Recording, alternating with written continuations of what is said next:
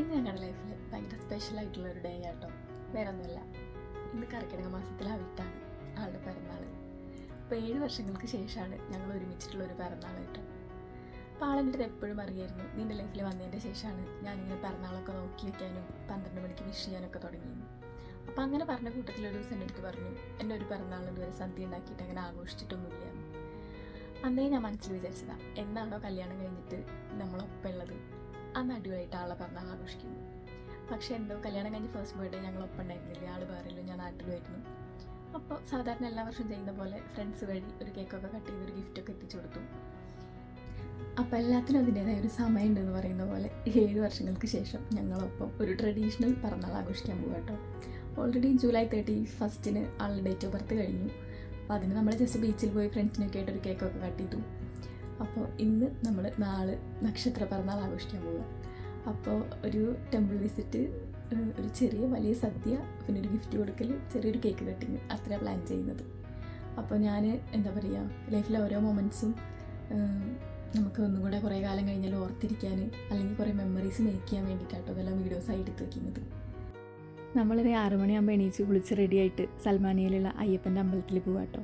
അപ്പോൾ അമ്പലത്തിൻ്റെ ഉള്ളിലൊന്നും നമുക്ക് വീഡിയോ അലൗഡ് അല്ല. അപ്പോൾ പുറത്തുള്ള കാഴ്ചയായിട്ടോ ഈ കാണുന്നത്, ഒരു ആനയുടെ സ്റ്റാച്യു ഒക്കെ ഉണ്ട്. അപ്പോൾ അവിടെ ചെന്ന് പുഷ്പാഞ്ജലിയൊക്കെ കഴിച്ച് കുറിയൊക്കെ തൊട്ട് നമ്മൾ പെട്ടെന്ന് തന്നെ ഇറങ്ങി. കാരണം ആൾക്കിന്ന് ഡ്യൂട്ടിയുള്ള ദിവസമാണ്, ലീവ് എടുക്കാൻ പറ്റില്ല. അപ്പോൾ ബ്രേക്ക്ഫാസ്റ്റ് കഴിച്ചിട്ട് പെട്ടെന്ന് തന്നെ ഓഫീസിലേക്ക് ഇറങ്ങണം. അതിനുശേഷം ഉച്ചയ്ക്ക് ഫുഡ് കഴിക്കാൻ വേണ്ടി വരും. ഞാൻ ഭയങ്കരമായിട്ട് ഇങ്ങനെ കുക്ക് ചെയ്യുന്ന ഒരാളൊന്നും ആയിരുന്നില്ല കേട്ടോ. അതിനുവേണ്ടി ഞാൻ ടൈമും ചിലവാക്കാറില്ല. പക്ഷേ ഇവിടെ വന്നതിന് ശേഷം ഞാൻ ഒരുപാട് പഠിച്ചു കുക്കിങ്. അതുപോലെ തന്നെ ഞാനിപ്പോൾ ഏറ്റവും കൂടുതൽ എൻജോയ് ചെയ്ത് ചെയ്യുന്ന ഒരു കാര്യം അത് കുക്കിംഗ് തന്നെയാണ് കേട്ടോ. പക്ഷേ സദ്യ ഞാൻ ഫസ്റ്റ് ടൈമാണ് എൻ്റെ ലൈഫിൽ ഉണ്ടാക്കുന്നത്. ഷാൻജിയോൻ്റെ യൂട്യൂബ് വീഡിയോസൊക്കെ കണ്ട് ഒരു മാസം മുന്നേ ഞാൻ പണി തുടങ്ങിയതാട്ടോ, ഈ ബർത്ത്ഡേക്ക് വേണ്ടിയിട്ട് സദ്യ ഉണ്ടാക്കാൻ. അപ്പോൾ അതിൽ സക്സസ്ഫുള്ളി ഞാൻ 14 ഐറ്റംസ് ഉണ്ടാക്കിയിട്ടുണ്ട്.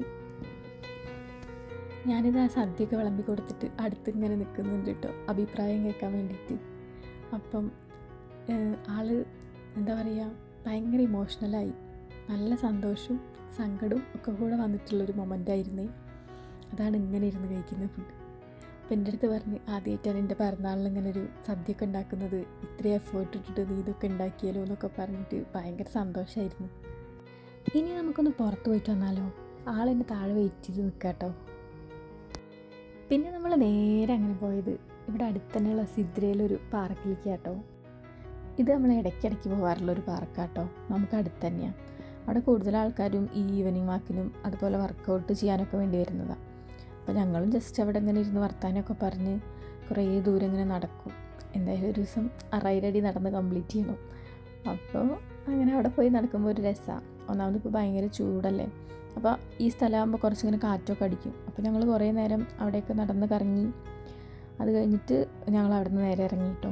എന്നിട്ട് ജുഫൈറിക്കാണ് പോയത്. ജുഫൈറിലുള്ളൊരു ബീച്ച്, ലൈക്ക് നമ്മുടെ കോഴിക്കോട് ബീച്ചൊക്കെ പോലെ. അപ്പോൾ നേരെ അവിടെ പോയി.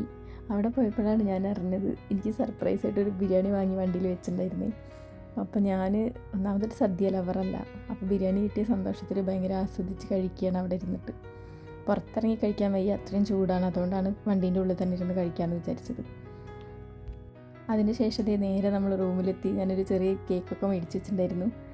അപ്പോൾ കേക്ക് കട്ട് ചെയ്യാൻ പോകാം കേട്ടോ. അങ്ങനെ രണ്ടാളും കൂടെ കേക്കൊക്കെ കട്ട് ചെയ്തു, കേക്ക് കഴിച്ചു. ഓൾറെഡി ഞാൻ പറഞ്ഞല്ലോ മുന്നേ നമ്മൾ ഫ്രണ്ട്സിനെ വിളിച്ചിട്ട് ബീച്ചിൽ നിന്ന് കേക്ക് കട്ട് ചെയ്തിട്ടുണ്ടായിരുന്നു എന്ന്. അതുകൊണ്ട് ജസ്റ്റ് ഞങ്ങൾ രണ്ടുപേരും കൂടെ കുറച്ച് എന്താ പറയുക മൊമെൻറ്റ്സ് എന്ന് വിചാരിച്ചിട്ട് അങ്ങനെ പ്ലാൻ ചെയ്തതാട്ടോ. അപ്പോൾ 4 ബലൂണൊക്കെ വെച്ചിട്ട് എനിക്ക് പറ്റുന്ന പോലെ ഡെക്കറേറ്റ് ചെയ്ത് വെച്ചതാണ്. അപ്പോൾ ആർക്കും ഭയങ്കര സന്തോഷമായി. അത് കഴിഞ്ഞിട്ട് പിന്നെ വാച്ച് നമ്മൾ ഓൾറെഡി ഗിഫ്റ്റ് കൊടുത്തിട്ടുണ്ടായിരുന്നു അന്ന്, ഡേറ്റ് ഓഫ് ബർത്തിൻ്റെ അന്ന്. അപ്പോൾ ഞാൻ വീണ്ടും വീഡിയോയിൽ എടുക്കാൻ വേണ്ടിയിട്ട് വാച്ച് വീണ്ടും കൊടുത്തതാട്ടോ.